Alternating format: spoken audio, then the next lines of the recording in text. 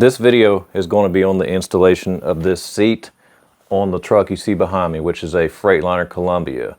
This seat is a Pinnacle, and I got it at Freightliner. Generally speaking, the installation of these seats is the same on all trucks, 4 bolts and an airline. So without further ado, let's get to the installation. Thank you for watching part 1 of 4, and remember to subscribe. Okay, so I've had this truck parked since yesterday. The seat actually still has air in it. So the first thing I'm doing is taking loose the seat belt over here, and this is going to be with a Torx. This is a T47. We'll see if this bad boy comes loose, but I bet it's going to put up a little bit of a fight. Oh, came loose fairly easily actually. Oh, and before you pull these off, remember the orientation. I just labeled both of the belts. This side faces out, and it's the outside belt. This side faces out, and it is the inside belt. Now we can go ahead and pull this off.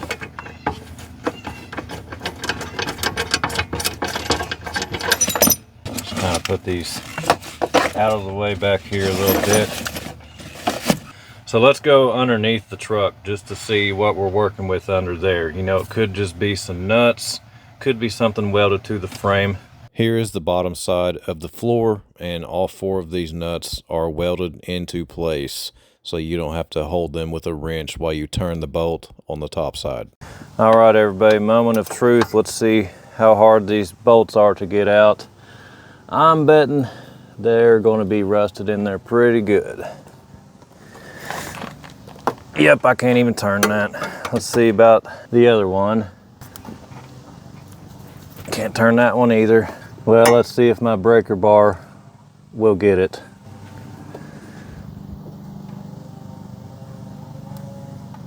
Well, it turned, but it feels like it's going to break.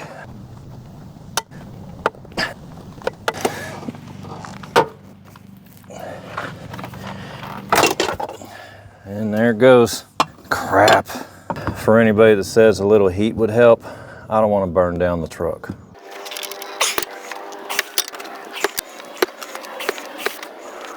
Well, 2-hour job just turned into a full day. And there goes that one. All right, let's see what happens with this one. Oh, this one's actually coming out a little easier. Let's try the ratchet on it. Wait, was I going the wrong way? I think this one's going to come out.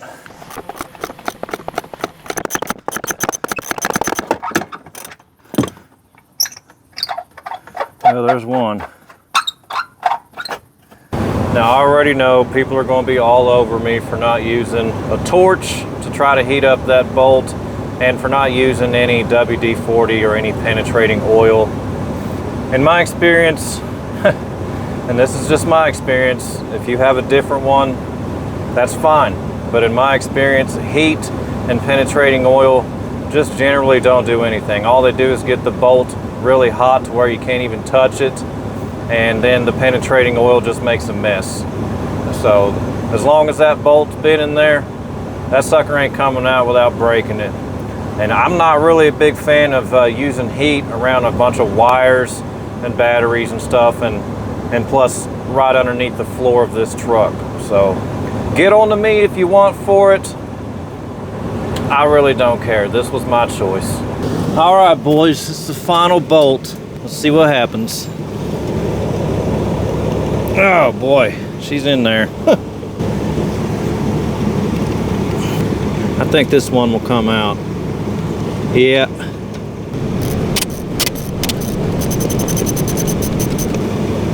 Oh, and I should also mention, all I have is a crappy little butane torch. I don't have like an oxygen and acetylene setup. I literally just don't have any room in my garage. Plus, I don't really like keeping explosives in the house. I mean, in the garage is really close to where me and my wife watch TV and sleep. So that's just me, though. I know I can already hear it. Oh, it's perfectly safe and blah, blah, blah. That's just me, guys. I just don't like keeping explosives in the house. Imagine if there was a fire, how big that explosion would be. And I forgot to take loose the seatbelt on this side of the seat. Went ahead and labeled everything. And let's go ahead and pull this off. At least these came off fairly easily. All right, boys, we're almost ready to pull this off. All we gotta do is take loose the airline. And remember, because I know people are just gonna focus on this on the video and nothing else, unfortunately. If you have a good experience with heat, loosening up bolts, and with WD-40, I'm glad for you. That's awesome. I don't. You can't change that. All right, let's go ahead and turn the truck off, and let's go ahead and drain all our air.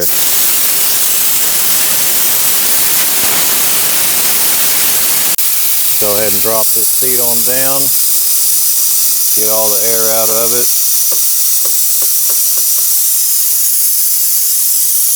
There it goes. Now we can go ahead and take loose the airline. Let's push it in and now pull it. All right, let's go ahead and pull this beast out of here. I'm going to try to put it on this cart. I don't know how this is going to go. Probably want to go ahead and lean the seat forward like that.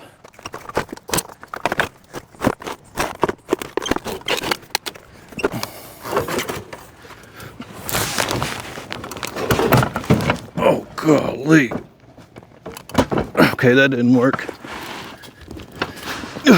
All right, good news, boys. And I am astounded that Freightliner actually did this. They must have known that sometimes you take these bolts off and it doesn't matter if you heat them up or put on penetrating oil, they're just gonna break. So what they did is, see that right there? That's where the screw bolts up to. Well, you can take it loose and get a new one. Yeah, I'm going to have to run up to Freightliner and see if they have that in stock. I highly doubt it. Might have to wait. I had to turn the truck around to get into the shade and out of the sunlight, and I went ahead and uncrimped that airline. And of course, air pressure was building up as the truck was idling, and I went ahead and used that air to blow off dirt from the floor, and then I re-crimped it. Don't worry, I'm not reusing that airline. I'm taking that out. And then I went ahead and got a 5-gallon bucket and used it as a seat. That was fun. Let's do this. Oh, this is tricky. Oh.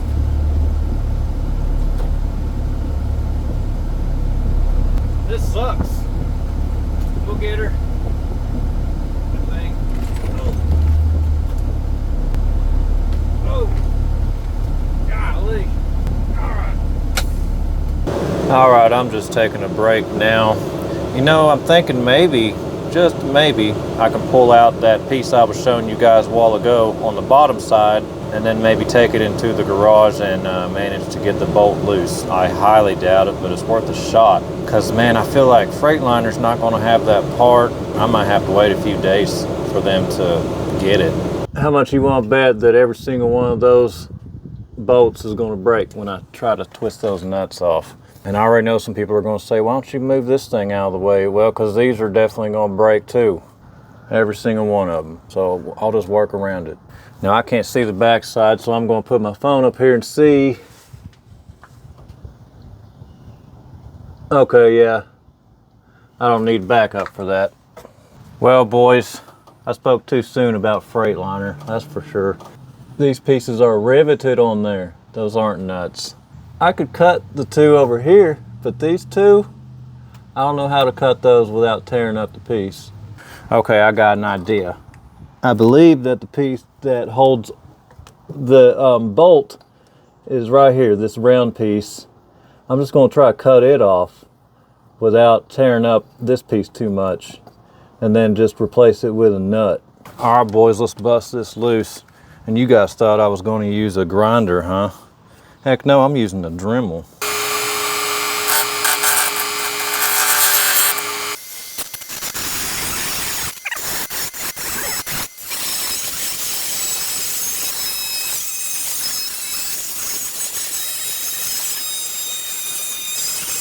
Pretty slow. Yep, bye-bye Dremel, hello grinder. A little harder to get up in there though. Definitely gonna have to take the handle off. People are gonna get on to me for this. I might end up even taking the shroud off, boys. That's how wild I might get. I need my knee pads. That's what she said. Yep, shroud's coming off. Even though some people are gonna be very upset. All right, let's give this another shot.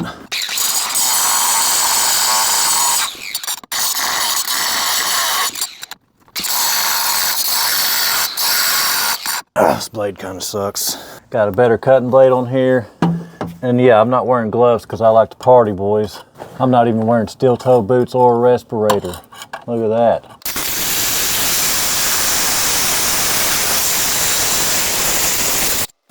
I'm gonna go ahead and put these vice grips on here. I might be able to just pry it off of there. I think I've cut through it enough. Not quite. I'm gonna put those on there so whenever it falls off, it doesn't land on the battery and melt a hole through the battery.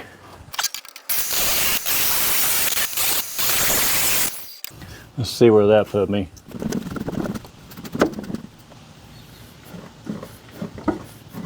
Almost. I already know torch people are gonna be like, just use a torch. Told you already, I don't like getting fire up in there. I don't want to burn my truck down. All right, we're gonna see if this bolt will possibly come out of there. This is where things got bad, and it just kept getting worse. A 2-hour job turned into a 3-day job. Now, I know some people are going to say, well, you can just drill some holes in the floor somewhere else. I don't want to do that. I want to do it the correct way. I want it to be strong. I don't want to be bolting the seat to some flimsy sheet metal, which is basically what the floor is. So look out for part 2, 3, and 4 of this. Thank you for watching, and remember to subscribe. We'll see you guys on the next one.